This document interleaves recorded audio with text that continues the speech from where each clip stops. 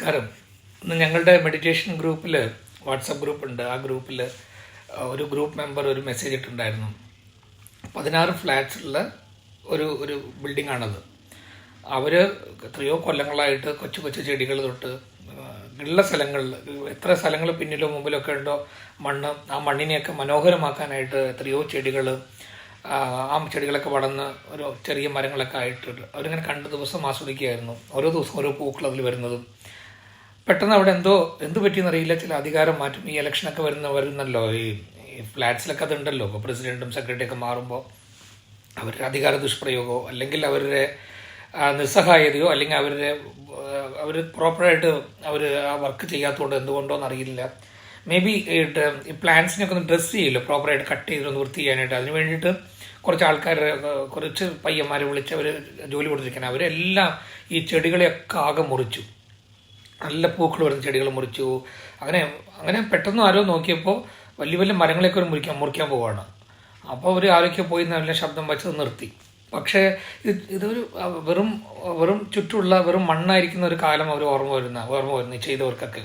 അവിടെ വിത്തിട്ടതും അതിലാദ്യം ഒരു തളിരിട്ട് വരുന്ന പോലെ ഒരു ഇല വന്നതും അതിലാദ്യത്തെ ഒരു പൂക്കൾ വന്നതൊക്കെ അവർ കണ്ട് ആഘോഷിച്ചവരാണ്. പെട്ടെന്ന് അതെല്ലാം അങ്ങനെ മുറിക്കുന്ന സമയത്ത് അവർ വളരെ ദുഃഖമായി വിഷമിച്ചിട്ട് ഒരു മെസ്സേജ് ഇട്ടിട്ടുണ്ടായിരുന്നു. എന്തുകൊണ്ടോ എന്നെ അത് വല്ലാണ്ട് ഹോണ്ട് ചെയ്തു. എന്താണ് ഞാൻ ആലോചിച്ചപ്പോൾ അടുത്ത കാലത്താണ് നമുക്ക് ഓരോ സമയത്ത് ഓരോ വായനയാണല്ലോ.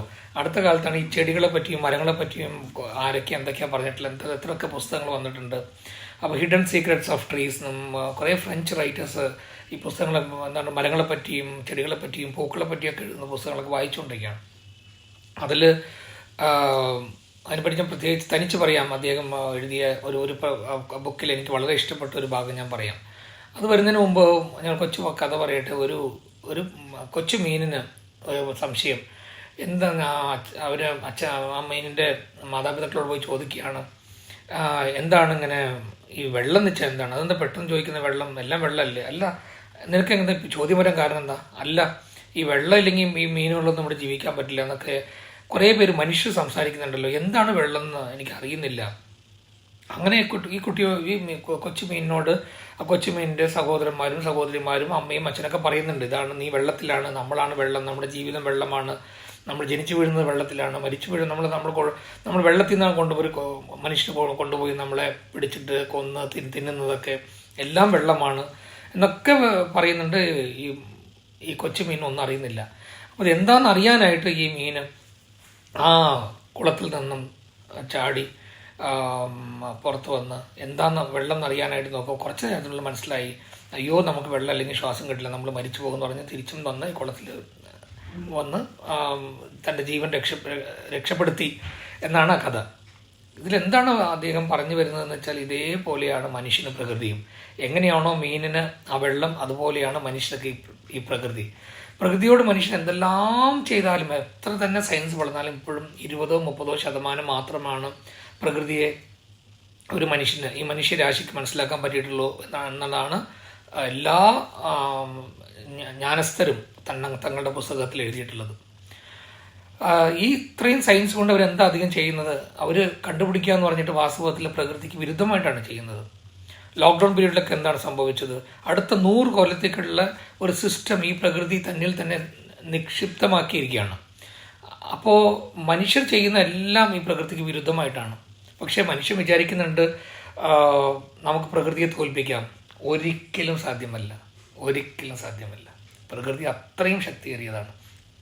ആ പ്രകൃതിയുടെ ഒരു ഭാഗമായിട്ടുള്ള ഈ കൊച്ചു കൊച്ചു ചെടികളെ ഈ മനുഷ്യർ എങ്ങനെയാണ് ഞാൻ ഗ്രൂപ്പിൽ കുറച്ച് ആദ്യം ദേഷ്യപ്പെട്ടു. ഇവരൊക്കെ മനുഷ്യരാണോ, എന്തിനാണ് ഇങ്ങനെ ചെയ്യുന്നത്, ഒരു ക്രൂരതയല്ലേ എന്നൊക്കെ പറഞ്ഞു. പിന്നെ ഞാൻ വിചാരിച്ചത് എപ്പോഴും നമ്മുടെ second thought is more powerful എന്ന് ഞാൻ അടുത്ത കാലത്ത് ഒരു കൊട്ടേഷൻ വാങ്ങിച്ചു. നമ്മുടെ മനസ്സിൽ വരുന്ന ചിന്തകൾക്ക് ഏറ്റതുപോലെ ഉടനെ നമ്മൾ അത് പ്രാവർത്തികമാക്കാൻ പാടില്ല, ആക്ഷനിങ് പാടില്ല. അത് ഒരു ചിന്ത കൂടി, എല്ലാത്തിനും ഒരു one more thinking is second thought is more powerful. രണ്ടാമത് ആലോചിച്ചപ്പോൾ ദൈവമേ, അവരെന്തോ അറിയാണ്ട് ചെയ്തു പോയതാണ്. വന്ന പയ്യന്മാർ കൂലിക്ക് ചെയ്തതാണ്, അവർക്കറിയില്ല. ഇവർ ഇൻസ്ട്രക്ഷൻ കൊടുത്തവരെ പോയി. എങ്കിലും അത് നട്ടു വളർത്തിയ ഞങ്ങളുടെ ഗ്രൂപ്പ് മെമ്പറിന് അവർക്ക് എത്ര വിഷമം കാണും. ഒരു അമ്മയാണോ, ഒരു അമ്മമ്മയാണോ, ഒരു ഭാര്യയാണ്. പക്ഷെ അവർ അത്രത്തോളം കഷ്ടപ്പെട്ട് ചെയ്തത് അവർ ആ ചെടികൾ മുറിക്കുന്നത് കാണുമ്പോൾ ഒരു മനുഷ്യ, നമ്മുടെ കുടുംബത്തിലെ അംഗങ്ങളും കഴുത്ത് മുറിക്കുന്ന പോലെ അവർക്ക് ആ വേദന ഉണ്ടായി എന്നാണ് പറയുന്നത്. അത് വളരെ ഒരു ക്രൂരത തന്നെയാണ്. എങ്കിലും നമ്മളവർ ക്ഷമിക്കണ്ടേ. നമുക്കിപ്പോൾ ഞാൻ എഴുതി ഒരു കവിത പോലെ എഴുതി, നമുക്കിപ്പോഴും മണ്ണ് ബാക്കിയുണ്ട്, ഇപ്പോഴും നമ്മുടെ വിത്തുകളുണ്ട്, നമുക്ക് കാലമുണ്ട്, നമുക്ക് പ്രതീക്ഷകളുണ്ട്. മൗനമായി കാത്തിരിക്കാം. വീണ്ടും ഈ വിത്തുകൾ മുളയ്ക്കും, വീണ്ടും അതിൽ നിന്ന് വന്ന ഇലകൾ തളിർക്കും, ചെടികളാകും, അതിൽ നിന്ന് കനികൾ നമുക്ക് വീണ്ടും കിട്ടും. പ്രതീക്ഷയല്ല ജീവിതം എന്ന് പറഞ്ഞ് ഞാൻ ഒരു കവിതമായി എഴുതി അത് ഒരു പാട്ടൊക്കെ ആക്കിയിട്ട് നമ്മൾ ഷോർട്സിൽ ഇട്ടിട്ടുണ്ട്. അപ്പോൾ അത് കണ്ടിട്ട് അവർ പറഞ്ഞു, സുരേഷ് അത് കണ്ടപ്പോൾ എനിക്ക് കുറച്ച് സമാധാനമായി എന്ന് അവർ പറഞ്ഞു. എങ്കിലും എൻ്റെ ഉള്ളിൽ അത് വല്ലാതെ ഇങ്ങനെ ഹോണ്ടായി. എങ്ങനെയാണ് ഇവർക്ക് അത് ചെയ്യാൻ പറ്റിയത്? ഓക്കെ, അവർ അറിയാതെ ചെയ്തു പോയി, ക്ഷമിക്കുന്നതാണല്ലോ നമുക്ക്. ആ ചെടികൾ ത്യാഗം ചെയ്തിട്ട് ഈ മനുഷ്യരെയൊക്കെ ക്ഷമിക്കാൻ ഞങ്ങളുടെ ഗ്രൂപ്പ് മെമ്പറിനെയും അവരുടെ ഫാമിലിയിലുള്ള ആൾക്കാർക്കൊക്കെ ഈ മനുഷ്യരെ ക്ഷമിക്കാനായിട്ടൊരു ഭാഗ്യം തന്നത് ത്യാഗം ചെയ്തു പോയ ഈ ചെടികളല്ലേ, അവിടുത്തെ പൂക്കളല്ലേ എന്നൊക്കെ. അപ്പോൾ ഓരോന്നും അവർ പറയുകയാണ്, ഈ ചെടിയിൽ ഞാൻ നട്ടു വളർത്തി, അതിൽ പൂക്കളുണ്ടായിരുന്നു, അതിൽ ഞാൻ എത്ര പൂക്കൾ എടുക്കുമായിരുന്നു, പിന്നെ ചില നെല്ലിക്ക മരങ്ങളുണ്ടായിരുന്നു, ലെമൺ ട്രീ ഉണ്ടായിരുന്നു, എന്തൊക്കെയോ ഒരു ഇങ്ങനെ പറഞ്ഞുകൊണ്ടേയിരിക്കുകയാണ് പാവം. അപ്പോൾ എനിക്കത് കേട്ടപ്പോൾ വല്ലാത്തൊരു വിഷമം വന്നു. അപ്പോൾ ഞാൻ ഈ കവിതയൊക്കെ പറഞ്ഞ് ഗ്രൂപ്പിൽ എഴുതിയപ്പോൾ ഒരു സമാധാനമായി. എങ്കിൽ ഞാനിങ്ങനെ യാത്ര ചെയ്ത് വരുമായിരുന്നു. അപ്പോൾ എനിക്ക് പല കാര്യങ്ങളും എനിക്ക് ഇതിനെപ്പറ്റി ഇങ്ങനെ ഞാൻ ചിന്തിക്കുമ്പോൾ എൻ്റെ മനസ്സിൽ വന്ന പല ആശയങ്ങളും ശരി, നമുക്കത് എന്തുകൊണ്ട് നമുക്ക് ഇതൊരു പോസ്റ്റായിട്ട് നമ്മുടെ വീഡിയോ ആയിട്ട് നമുക്കതിൽ ഇട്ടുകൂടാ എന്ന് എനിക്ക് എൻ്റെ മനസ്സിൽ തോന്നി. അപ്പോൾ അതിൽ നമുക്ക് എനിക്ക് ജർമ്മനിൽ നമ്മുടെ മെഡിറ്റേഷൻ ഗ്രൂപ്പുണ്ട്. അവിടെ അവർ പ്രകൃതി എത്രത്തോളം സ്നേഹിക്കുന്ന ഒരു സുഹൃത്തുക്കൾ ഞാൻ വേറെ എവിടെയും കണ്ടിട്ടില്ല. അവർ പെട്ടെന്നൊരു ഫോറസ്റ്റിനുള്ളിലേക്ക് പോകും. പലരുടെയും വീട് ഒരു ഫോറസ്റ്റ് വാങ്ങിച്ചിട്ട് ആ ഫോറസ്റ്റിനുള്ളിലാണ് അവർ വീട്. അങ്ങനെയാണ്, ചുറ്റും മരങ്ങൾ. അങ്ങനെ ആ അവിടെ പോകും, അവിടെയാണ് ഒരു മെഡിറ്റേഷൻ ചെയ്യുന്നത്. പിന്നെ കുറേ മലകളൊക്കെ പോയിട്ട് മലകളുടെ മുകളിൽ അങ്ങനെ മേഘങ്ങൾ തൊടാമോ എന്നുള്ള ആ ആഗ്രഹത്തോടു കൂടി മല കയറിയിട്ട് അവിടെ നിന്ന് മെഡിറ്റേഷൻ ചെയ്യുന്നു. പിന്നെ വാട്ടർഫോൾസിൻ്റെ അവിടെ മെഡിറ്റേഷൻ ചെയ്യുന്നു. മനുഷ്യനും അതാ പറയുന്നത്, എങ്ങനെയാണോ ഈ മീനിന് വെള്ളം, അതുപോലെയാണ് മനുഷ്യർക്ക് ഈ പ്രകൃതി. നമ്മൾ റൂമിൻ്റെ ഉള്ളിൽ തന്നെ ഇരുന്ന് ഇങ്ങനെ കുത്തിയിരുന്ന് മെഡിറ്റേഷൻ ചെയ്യുന്നതിനേക്കാളൊക്കെ പവർഫുള്ളായിരിക്കും.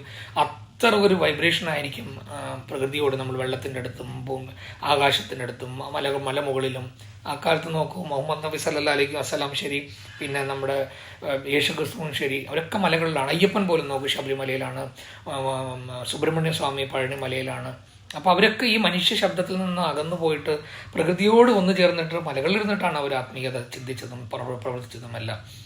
അപ്പോൾ പ്രകൃതിയോട് കൂടിയാണ് മനുഷ്യൻ ജീവിക്കുന്നത്. അതുകൊണ്ടാണ് ഇവർക്ക് ഈ ഞങ്ങളുടെ ഗ്രൂപ്പ് മെമ്പറിനും അത്ര ചെടികൾ വളർത്താനും ആഗ്രഹം. അല്ലെങ്കിൽ ഓക്കെ, മുറിച്ചിട്ട് പോട്ടെ, വല്ല മുള്ളുകളൊക്കെ ആണെങ്കിൽ മുറിച്ചിട്ട് പോട്ടെ എന്നല്ല വിചാരിക്കുക. പക്ഷെ അല്ല, അവർ വല്ലാതെ അവരെ വിഷമിപ്പിച്ചു അത്.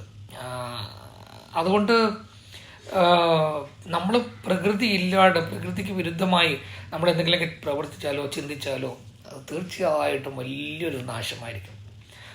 ഈ ലോകത്ത് മനുഷ്യരാശി വരുന്നതിന് മുമ്പ് മരങ്ങളാണ് മനുഷ്യരാശിയുടെ മൂത്ത സഹോദരൻ. പക്ഷേ ഈ മനുഷ്യരാശി ഏറ്റവും അധികം ക്രൂരത പ്രയോഗിച്ചത് ആരോടാണ്? ഈ മരങ്ങളോടാണ്. നമ്മൾ ജനിച്ചതും നമ്മൾ കിടത്തിയ ഒരു തൊട്ടിൽ അത് മരമാണ്. നമ്മൾ ഇട്ട ചെരുപ്പ് മുതൽ നമ്മൾ കഴിക്കുന്ന ഡൈനിങ് ടേബിൾ തൊട്ട് എന്തിനു പറയുന്നു, നമ്മൾ ഉറങ്ങുന്ന കട്ടിൽ, എല്ലാം കഴിഞ്ഞ അവസാനം നമ്മുടെ അന്ത്യയാത്രയും ഒരു മരത്തിലല്ലേ, അതിലല്ലേ. നമ്മൾ കത്തിക്കുകയാണെങ്കിലും ശരി, നമ്മുടെ ഭൂമിക്കട്ടിൽ എന്നാണ് നമ്മുടെ ശരീരം അവസാനമായിട്ട് യാത്ര ചെയ്യുമ്പോഴും എല്ലാം മരത്തിലാണ്. പക്ഷേ എല്ലാം മരമാണ്. പക്ഷെ മനുഷ്യൻ മറന്നത് അധികവും മരങ്ങളെയാണ്. ഏറ്റവും അധികം ക്രൂരത ഉപയോഗിച്ചതും മരങ്ങളെയാണ്. പക്ഷെ അക്കാലത്തൊക്കെ ഇന്ന് ഞങ്ങളുടെ ഒരു ഗ്രൂപ്പിലൊരു അമ്മ പറയായിരുന്നു, അക്കാലത്തൊക്കെ ഒരു മരങ്ങൾ മുറിക്കുന്ന അത്ര ഒരു പ്രകൃതിയോടും ആ മരത്തിനോടൊക്കെ സമ്മതം വാങ്ങിച്ചിട്ടൊക്കെയാണോ മരങ്ങൾ മുറിക്കുക. ഇപ്പം അങ്ങനെയാണോ? ദൂരം മരങ്ങളെയാണ് മുറിക്കുന്നത്. വലിയ വലിയ പാലസുകൾ കിട്ടുന്നുണ്ട് ചുറ്റുമുള്ള മരങ്ങൾ മുറിച്ചിട്ട്. ഞാൻ ഏതോ ഒരു സിനിമയിൽ കണ്ട ഓർമ്മയുണ്ട്, ഒരു അമ്മ തൻ്റെ വീട്ടിൽ ആരുമില്ല, മക്കളുടെ മക്കൾ പോയി ഓരോ മരങ്ങളോടും പോയി സംസാരിക്കുക. ആ സിനിമയുടെ പേര് എനിക്ക് ഓർമ്മയില്ല. എന്നിട്ട് ആരെങ്കിലും വരുമ്പോൾ ഇതെൻ്റെ മൂത്ത മോനാണ്, ഇത് രണ്ടാമത്തെ മോനാണ്, ഇതെൻ്റെ ഭർത്താവാണെന്ന് പറയുമ്പോൾ ആ മരത്തിനെ തൊട്ടും സംസാരിക്കാൻ നാണിക്കും. അങ്ങനെയൊക്കെ ആ മരങ്ങളോട് കൂടി ജീവിച്ച അപ്പം ഇങ്ങനെ മരങ്ങളെപ്പറ്റി സംസാരിക്കുന്ന സമയത്ത് നമുക്ക് ജർമ്മനിലെ ഗ്രേറ്റ് റൈറ്റർ പീറ്റർ ഹോൾബൻ എഴുതിയ ഹിഡൻ സീക്രട്സ് ഓഫ് ട്രീസ് എന്ന പുസ്തകത്തെപ്പറ്റി നമുക്ക് സംസാരിക്കാതിരിക്കാൻ പറ്റില്ല. കാരണം അദ്ദേഹം തൻ്റെ ജീവിതം മുഴുവനും ഈ മരങ്ങളെപ്പറ്റി അറിയാനുള്ള ഒരു യാത്രയായിരുന്നു അദ്ദേഹത്തിൻ്റെ ജീവിതം മുഴുവൻ എന്ന് നമുക്ക് പറയാം. അദ്ദേഹം ഓരോ കാടുകൾക്കും പോയിട്ട് എന്തുകൊണ്ടാണ് ഈ മരങ്ങൾ ഇത്ര കാടുകളിൽ മാത്രം ഇത്ര അടർത്തിയായിട്ട് ഓരോ മരം അതിൻ്റെ അടുത്തടുത്ത് ഇങ്ങനെയുള്ളത്, എങ്ങനെയാണ് ഇത്ര ലക്ഷം മരങ്ങൾ ഈ ഭൂമിയിൽ, എങ്ങനെയാണ് ഇവർക്ക് വെള്ളം കിട്ടുന്നത്, എങ്ങനെയാണ് ഇവിടെ ജലശേഖരങ്ങൾ, മരങ്ങൾ കൊണ്ട് എന്തൊക്കെയാണ് ഭൂമിയിലേക്ക് കിട്ടുന്നത്, അങ്ങനെ കുറേ അദ്ദേഹം റിസർച്ച് ചെയ്തിട്ടുണ്ട്. അതിൽ കുറേ കാര്യങ്ങൾ പറഞ്ഞു പോകുന്നുണ്ട്. ഞാൻ ഒരു കാര്യം മാത്രം നിങ്ങളോട് ഞാൻ പറയട്ടെ. ഇത്രയും നമ്മൾ മരങ്ങളെ പറ്റി നമ്മൾ പറഞ്ഞല്ലോ. അതായത് അദ്ദേഹം ഒരു കാട്ടിനുള്ളിൽ പോകുന്ന സമയത്ത് ഒരു വലിയൊരു മരം മുറിച്ചതിൻ്റെ അവശിഷ്ടം അവിടെ നിന്ന് കിടപ്പുണ്ട് ഒരു റൗണ്ടിൽ. പക്ഷെ അദ്ദേഹത്തിന് ഒരു ഷോക്കായി പോയത് എന്താണെന്ന് വെച്ചാൽ ആ മരത്തിൻ്റെ മേലൊരു പച്ചപ്പ്. ഇതെങ്ങനെയാണെന്ന് അറിയാൻ വേണ്ടി അദ്ദേഹം കുറേ അതിനെപ്പറ്റി അന്വേഷിച്ച് അവസാനം അദ്ദേഹം കണ്ടുപിടിച്ച വിസ്മയം എന്താണെന്ന് വെച്ചാൽ ഈ മരം നശിച്ചു പോകാതിരിക്കാനായിട്ട് ഈ മരത്തിന് ചുറ്റുമുള്ള എല്ലാ മരങ്ങളും അത് തൻ്റെ വേരുകൾ വഴി ഈ അവശിഷ്ടമായ അതിൻ്റെ വേരുകൾക്ക് വെള്ളം കൊടുക്കുന്നു. അതിൻ്റെ പോഷകം ഈ മരങ്ങൾക്ക് കിട്ടുന്ന മറ്റു മരങ്ങൾക്കെല്ലാം എല്ലാ പോഷകത്തിൽ നിന്ന് ഒരംശം ഇങ്ങനെ കൊടുത്ത് അതിൽ പച്ചപ്പ് വരുന്നുണ്ട്. ഇത് കണ്ടിട്ട് ഇയാൾക്ക് ഇങ്ങനെയൊക്കെ എന്താണ് നോക്കൂ, ഇവർക്ക് എന്താണ് കുറച്ച് നോക്കി ഓരോ മരവും ഇനിയൊരു മരത്തിനോട് ആശയവിനിമയം നടത്തുന്നെന്നും അദ്ദേഹം പറയുന്നുണ്ട്. നമ്മൾ ഓരോ മനുഷ്യരും ഒരു ചെടിയുടെ അടുത്തോ ഒരു മരത്തിനടുത്തോ പോകുമ്പോൾ അതിന് മനസ്സിലാകുന്നുണ്ട് ഒരു മനുഷ്യൻ വരുന്നുണ്ട്, നമ്മൾ സംസാരിക്കുന്ന പോലെ അതിനെ ഉൾക്കൊള്ളാൻ പറ്റുന്നൊക്കെയാണ് അദ്ദേഹത്തിൻ്റെ തിയറിയിൽ എഴുതിയത്. അങ്ങനെ പ്രത്യേകിച്ച് ഈ ഒരു മരക്കഷ്ണത്തിൻ്റെ ചുറ്റുമുള്ള അവശിഷ്ടമായ മരത്തിൽ നടന്ന ആ അതിശയത്തിനെയൊക്കെ അദ്ദേഹം റിപ്പോർട്ട് ചെയ്തിട്ട് അങ്ങനെ അദ്ദേഹത്തിന് വലിയൊരു ആദരവ് കിട്ടി. PhD കുറേ മാർക്ക് കിട്ടി. അത് കഴിഞ്ഞ് അദ്ദേഹം ആദ്യം ചെയ്തത് PhD സർട്ടിഫിക്കറ്റ് എല്ലാം കൊണ്ടുവന്നിട്ട് ഈ കാട്ടിനുള്ളിൽ പോയി ഈ മരത്തിൽ പച്ചപ്പുള്ള ആ മരത്തിൻ്റെ അടുത്ത് പോയിട്ട് അതിനെ നമസ്കരിച്ചു എന്നാണ് പറയുന്നത്. നീയാണ് എൻ്റെ ദൈവം എന്ന് പറഞ്ഞിട്ടാണ് അദ്ദേഹം കുറേ ഫോട്ടോസൊക്കെ പോസ്റ്റ് ചെയ്തിട്ടുള്ളത്. അപ്പോൾ നോക്കൂ എന്തെല്ലാമാണ് ഈ പ്രകൃതി, എത്ര മഹനീയമാണ്. അതിലും ചെടികൾ, പാവങ്ങളിലെ ചെടികൾ, ആ ചെടികളൊക്കെ മുറിക്കാനായിട്ട് നമ്മളെപ്പോഴും വെജിറ്റേറിയൻ കഴിച്ചാൽ മതി, നോൺ വെജ് കഴിക്കണം എന്നൊക്കെ പറയുമ്പോൾ കുറേ പേർ പറയും. അപ്പം നിങ്ങളും ചെടികളിൽ നിന്നല്ലേ മുറിക്കുന്നത്.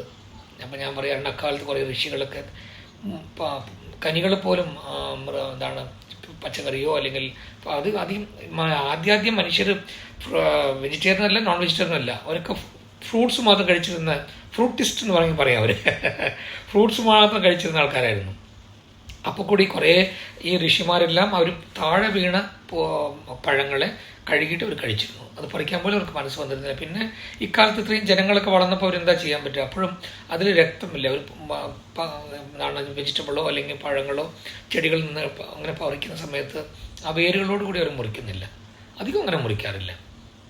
അപ്പോൾ അത്രയൊക്കെ മനുഷ്യർ ചെടികളോടും മരങ്ങളോടൊക്കെ അങ്ങനെ സ്നേഹിച്ച് പ്രകൃതിയിൽ ഏറ്റവും മനോഹരമായതല്ലേ ചെടികളിലുള്ള പൂക്കളുമെല്ലാം.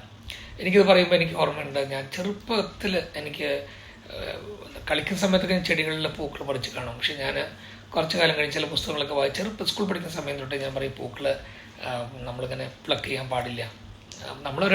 നമ്മൾ പൂക്കൾ സ്നേഹിക്കുന്നുണ്ടെങ്കിൽ, ചെടികൾ സ്നേഹിക്കുന്നുണ്ടെങ്കിൽ പൂക്കൾ ആ ചെടികളിരിക്കട്ടെ, എത്ര കാലമായത് വയ്ക്കാൻ പറ്റും അത്രയും കാലം ആ ചെടിയിൽ ആ പൂ ഇരിക്കട്ടെ, താഴെ വീണ നമുക്ക് എടുക്കാം എന്ന് ഞാൻ ചെറുപ്പം തൊട്ട് പറയുമ്പോൾ പിള്ളേരൊക്കെ പറയും ഇവനെന്തെങ്ങനെ സംസാരിക്കുന്നത്, എന്തുകൊണ്ടോ എനിക്ക് പൂക്കളെ ചെടിയിൽ നിന്ന് ഇങ്ങനെ പറിക്കാനായിട്ട് എനിക്ക് ഇഷ്ടമല്ല.